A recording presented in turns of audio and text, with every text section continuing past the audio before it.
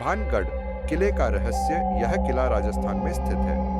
यह दिन में जितना सुंदर लगता है, रात में उतना ही खौफनाक और भयानक लगता है। चांद रात में भी यह किला अंधेरे से ढका रहता है। किले के चारों ओर घना जंगल है। एक बार में और मेरे दोस्त राहुल और आर्य किले में घूमने जाते हैं। जैसे ही हम किले में प्रवेश करते हैं तो एक ठंडी सी सहारन हमारे शरीर को स्पर्श करती है।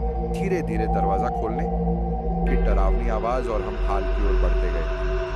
हाल में बढ़ते समय अचानक हमारे पीछे कुछ परछाइयां नजर आई। हमने पीछे देखा तो वहां कुछ नहीं था। हम चलते चलते हम एक कमरे में पहुंचे, जहां एक कोने में हमें एक पुस्तक पड़ी मिली। इस पुस्तक की पन्नों पर एक तस्वीर बनी हुई थी, जो भानगढ़ की राजकुमारी की तस्वीर थी। तभी दीवारों से अचानक सिक्कों की आवाज आने लगी और हम लोग काफी डर गए।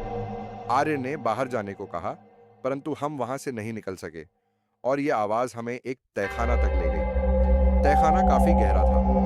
उसमें जाने के बाद मैं और राहुल और आर्य, हम तीनों यहाँ आने के बाद काफी डर गए। तभी हमें एक चमकती हुई रोशनी दिखाई दी।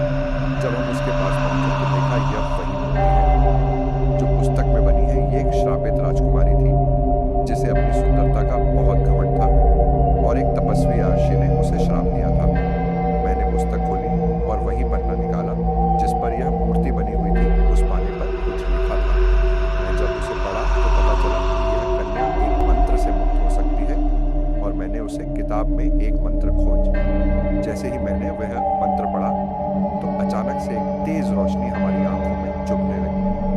हमने देखा कि राजकुमारी की आत्मा अचानक से मूर्ति से बाहर आ गई और वह मुक्त हो गई।